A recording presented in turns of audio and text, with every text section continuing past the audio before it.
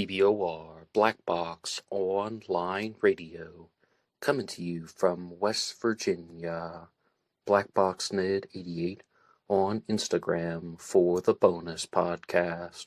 And welcome to BBOR, the home of true crime talk radio and your premier destination for unsolved mysteries, criminal psychology, and exploring the dark side of cyberspace. My name is Ned DeHaan, and I am your host, as well as the creator of AstroPsych 400 here on YouTube, and regular contributor to the Zodiac Killer channel. And a great way to support these shows is just by listening to some more content. But you can also go over to Amazon.com and have a look at the book Killer on a White Horse, written by me, Ned DeHaan. It is a novel, murder mystery, inspired by the Zodiac Manson connection, but it is indeed fictional. However, who doesn't love a good mystery? And there is always the TeeSpring page. Feel free to check out some of the merchandise. And remember, being weird is not a crime. Let the show begin. Okay, hello everybody. Today is Wednesday, and on Wednesdays this year I've been doing a regular segment about the Axeman of New Orleans, an unidentified serial killer who operated in the early part of the 20th century. In addition to that, there is also the regularly scheduled Zodiac Monday, which comes out just like that every Monday. Lately they've been done as the Zodiac Killer News Reports, and the previous episodes have covered suspects, theories, anything under the sun or in the darkness, and of course Friday is an anything goes where any subject is fair game. And if you would like to support any of these efforts, you can go over to BuyMeACoffee.com, and that allows you to make a donation or contribution to help support the program. And anything that is donated or contributed will be spent on things like true crime books to talk to you guys about, or equipment for the show. It all goes back into the works. And another great way to help out is to just go over to Spotify or iHeartRadio, anywhere you get your podcasts, and visit Serial Killer Z to A. That is another program that I work with. It's a Zodiac Killer channel original production, and the first season is dedicated to just that, the Zodiac Killer. Lots of things and lots of true crime discussions going all around. But you might remember from last week's episode on the New Orleans Axeman, I was talking about the first Cleaver attack, going all the way back to 1910. The New Orleans Axeman operated in 1918 and 1919. However, Miriam C. Davis, author of The Axeman of New Orleans, The True Story, believes that the first attack actually occurred in 1910. There were a series of homicides, and more importantly, a series of very brutal attacks that took place in the earlier part of the decade called the Cleaver attacks. And the first one was on August John Crudy, and some guy came into the home and struck him with a meat cleaver, and before that he said that he wanted money, but it didn't appear that he actually stole anything. And there was a prime suspect in the case named John Flannery, who was ultimately exonerated. But there's a two-part reason why he was exonerated. The first is he was found not guilty by mental disease or defect, because they believed that, well, they didn't simply believe, he did have a mental illness at the time, but he was a criminal burglarizing places, trying to get drug money. But in the next section in the book, they talk about a bigger reason why John Flannery deserved to be exonerated, and this is somewhat argumentative. However, a very similar attack occurred when John Flannery was in custody, and it is the attack on the Rosettos. This is another family of Italian descent in Louisiana who is connected to the grocery business. This is truly a consistent theme with the Axeman of New Orleans. The majority of the victims were of Italian descent, and many of them worked in the grocery store businesses, where they even had a small family grocery store. But with the Rosettos, there are some very bizarre things that happened before that. First, in a real burglary, a knife, a butcher's knife, and a variant of the cleaver was stolen.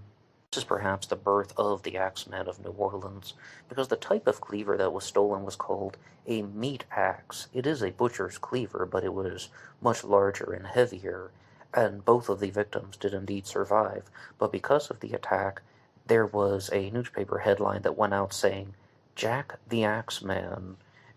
That is, of course, trying to show the similarities to Jack the Ripper in the United Kingdom, which had, of course, had occurred a couple of decades earlier. But both of the victims did survive, so Miriam Davis identifies the first Axeman murder as that of the Davy attack, and Mr. Davy in that one would pass away from his injuries. Now, I think it's important to note that the crimes that were committed during the Cleaver attacks are not accepted by everyone as genuine Axeman activity, just like with Jack the Ripper or the Zodiac Killer. There are possible crimes that could have taken place, however, they are just believed by some of them. And the attack was on Joe and Mary Davy. But one thing that I thought was very odd about the timeline, if this is the same person who's committing these attacks, the attack on the Rosettos occurred on September 10th of 1910, and the attack on the Davies occurred on June 26th of 1911. I mean, that's almost a full year. Like, we're talking about around just 10 months later, and serial killers sometimes have a period of dormant activity. And what seems truly odd, though, about these cleaver attacks is, firstly, someone is stealing a cleaver, which is an odd thing to steal. I mean, out of all the possible weapons in the world, they're going to be stealing a cleaver from, like, a butcher shop or something. And the second is the person is saying something to the effect of, I just want your money, but the money is not taken. Now, is that something like that, what Zodiac Killer did at Lake Berryessa, holding up Brian Hartnell and Cecilia Shepard saying, all I want is your money. I'm a convict. I escaped from Deer Lodge prison. I'm trying to get to Mexico. Like, just telling them a fake story to put them in a false sense of security so it will be easier for them to attack. With the Axeman case, I don't particularly think so, because the Axeman isn't trying to have any extended conversations. That seems to be the only thing that is uttered in these cleaver attacks. And bear in mind, the Axeman really began to operate in 1918, so there is still some debate as to whether or not this is the same person. But with the Davy attack, there is, the focus of it goes on Joe Davy, and Mary Davy was actually only 16 years old at the time she was his wife, and she went into such a state of shock that a customer came by to the grocery store early in the morning to buy his daily bread, and she said that she can't because her husband's not there, and he says, where is your husband? And she says that he's sleeping, but he isn't sleeping. He's actually been attacked by the cleaver, and he is in very, very bad condition. She was just in such a state of shock. She said something that was untrue. So I think that that just goes to show that I absolutely don't suspect Mary Davy of anything firsthand. What it sounds like is that she was just so overcome with emotion that she didn't know what to say. But I would like to read something about the events of June 1911. This is from Miriam C. Davis's book, page 43. Standing in front of the Davy grocery in the post-dawn glow, Ernest Boyer, a young bartender, was puzzled. He was getting impatient. He needed 2 loaves of bread, but the grocery was locked and ghostly silent. That was strange. He pounded on the door again. After a moment, Mary Davy appeared at the window and peered hesitantly through the blinds. He asked for some bread, but she told him the store wasn't open. Call your husband, he insisted. I can't. He's asleep. Boyer knew immediately that something was wrong. Mary Davy was acting so odd. She seemed confused and frightened, and he continued to study her through the blinds. And then he noticed that there was blood on her face. Was her husband actually asleep? What was the matter? Dazed and almost unwillingly, the woman finally admitted him in so she could wake her husband. But he was bleeding. He wasn't asleep at all. Would Boyer go fetch Benjamin Gallen, a close family friend? She asked him. When Gallen, Boyer, and a few other neighbors joined them in the house a few minutes later, they discovered Joe lying on his blood-soaked bed with a badly fractured skull. His breath came in gasps, his brain swelling as a result of the trauma pressed against the respiratory centers in his brainstem. Mary was in shock herself. She had also been cut and was bleeding.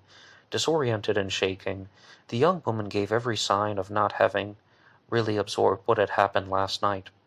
The 5th Precinct, only about a mile and a half away, got a telephone call at 6 a.m. on Tuesday morning. A man and a woman had been injured at Arts and Galvez Streets, said the caller. Could they send someone right away? A sergeant with detail of patrolmen was sent to investigate. He took the dying man and the traumatized girl to the hospital, and first they stopped at police headquarters. Soon afterward, the couple headed to Charity Hospital and detectives were on the scene. Inspector Reynolds was out of town. He had gone up north to attend the annual conference of the International Police Chiefs Union. In his absence, George DeLong, the new chief of detectives, took charge of the investigation. By 10 o'clock, over half a dozen investigators crowded into the grocery and its tiny living quarters to take an inventory of the crime scene. The Davy place was a small grocery store at Arts and Galvez Streets. Business was good considering that it was sparsely populated and it was on the edge of the city. It was only a little over a mile from the place where Joseph and Conchetta Rosetto were attacked, and not far from the swamp and the woods that defined the city's boundaries. A rough partition sectioned off part of the grocery store, and it was used as a saloon. The residence was behind the store, and it consisted of a dining room, kitchen, and bedroom. The building was fairly isolated. Grassy lots lay behind the side. The intruder had pried open a window with a railroad shoe pin and climbed into the saloon. Once he made his way into the store, he had raised the hinged section of the grocery counter to gain access to the door leading to the steps to the residence. He then had gone through the dining room to the bedroom door. The investigators found seltzer water bottles deliberately placed next to the door. The homemade alarm had not worked. In the bedroom, it was clear that the intruder had hammered the grocer mercilessly, smashing his skull and drenching the bed with blood. The bottom half of the bed also had a mosquito net on it that was on top of Joe Davy when he had been struck. Joe Davy had been attacked while he was asleep. He had no chance to fight back. He even had a revolver on the side table, but it was untouched and it was useless. He had been hit with such force that the impact of the blows had collapsed the top of the moss-packed double mattress in a 15-degree angle. Skull fragments and bits of brain littered the sheets. On Mary's side of the bed, the detectives could see the bloody print on the wall where she'd put out her hand to steady herself as she staggered to the window in response to Ernest Boyer's knock. Okay, so as you see, a very horrible attack, and yes, Joe Davy would go on to pass away from his injuries, and that's why he's referred to by Miriam Davis as the Axeman's first fatality. Now, the railroad shoe pin that was used to open the residents or to break their way in, used for the breaking and entering, that is also something that is consistent with the attack on the Crudies. So that's another strike against John Flannery being the perpetrator in that one, because it seems that someone is committing these crimes in a very similar way. Now, what is a big difference between the Davy attack and the Rosetto attack is that the Rosettos were attacked with the meat axe, and they were able to find the weapon, and they even matched it to a butcher knife that had also been stolen, and it was in another location. I mean, these police officers seem to be pretty good at tracking down objects, because the first cleaver that was used in the Crudy attack was connected to a butcher shop 6 blocks away. I mean, if anything, they've been able to identify the weapons. However, the weapon was not left behind, and they could only determine that it was something, either a cleaver, meat axe, or something very similar, because the crime was committed in a very similar way. Now, you might be wondering one thing, and that is that, what is the reason for attacking grocery store owners of Italian descent? What could that be? Well, there are two chapters that I've been going through in the book, and in between the chapter on the Crudies and the Rosettos and the attack and the chapter on the Davies, there's one that just talks about the history of New Orleans here in Miriam Davis's book. And I will propose a challenge question to you. The question isn't exactly presented in the book this way, but I want to know what you guys think.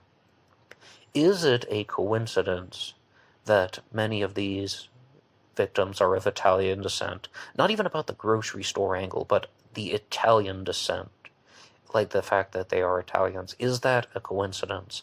Because in that particular chapter, it talks about how just before 1910, like around 1908, I think is the exact date that the statistics were counted, and there were 8,000 Italians in the New Orleans area, plus 25,000 Americans of Italian descent. So we're talking about 33,000 people, and the population of New Orleans at the time was 250,000. Many people came from Italy to go to New Orleans for two particular reasons. They were laborers in the cities of Baton Rouge and New Orleans, and there were also people who chose to work in the fields, particularly in the sugarcane industry. That would have not been in the city, that would have been in the rural areas of Louisiana, but the jobs in the city were definitely preferable. And they even talk about this in the book, The Axeman of New Orleans, about how even if they've worked for a couple years in the fields, then people have earned up enough money to move to the city so they can get out of the hard field labor on the sugarcane plantations. And also, all types of people are working side by side. There are the Italians, there are the African Americans, there are the Chinese, and even some other Asians are working on the sugarcane plantations. So, is it just a coincidence that these victims are of Italian descent because there was a very large portion of the population? I mean, just over 10%. It's definitely a minority. Absolutely a minority. And, I mean, let's say maybe 12, 13% of the population of New Orleans was Italian, and that there is this maniac going around attacking people at grocery stores, and lots of them just happen to be Italian.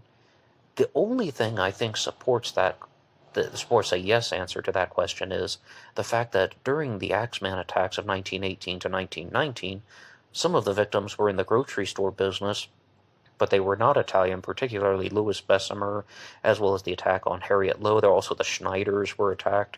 And I think, though, my hard answer to the question that I'm asking you guys is no. I do not believe that it's just a coincidence, because 12, 13% of the population, that's significant. I mean, that's not like 1 or 2%. That's not just a drop in the bucket. No, that's a significant portion of the population being Italian or Italian American.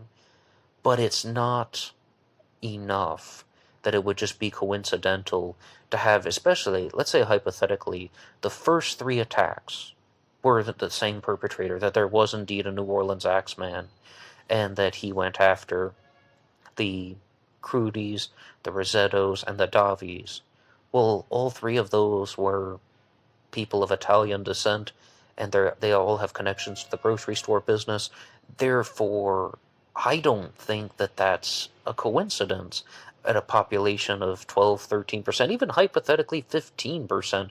I don't think the math would work out like that if it was purely by chance alone. Now, I mean, with somebody like Louis Bessemer, he was of Polish descent, and he spoke several European languages, or at the very least, he's reported to have had documents in a trunk that were of several European languages, including Russian and German. Did somebody just think that he was Italian, maybe because of his appearance or something, or he spoke with a particular type of accent? No idea. That's just guesswork at that point. But what's actually interesting is that I was reading in Robert Talon's Ready to Hang, which isn't the most reliable source, but he talks about the attack on Joe Romero, who was a barber, and he wasn't in the grocery store business. And the reader was left with this insinuation about how, even though he owned a barber shop, that somebody could have been scouting out the area, and they attacked Joe Romero as a case of mistaken identity. They thought he was in the grocery store business.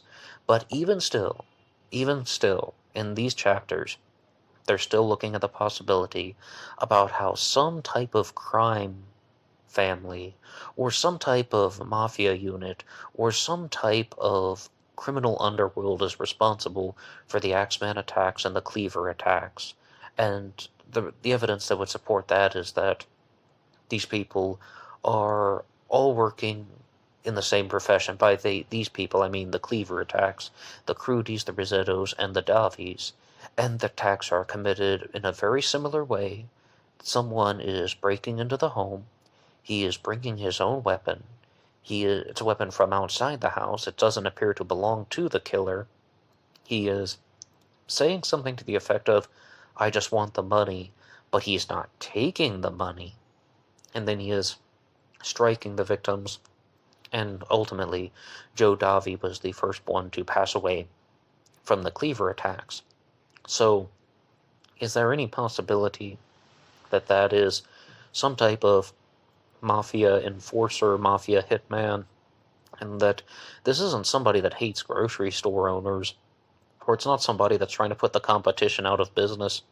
It's someone who's trying to put the competition out of business on behalf of a criminal underworld crime boss, something to that effect.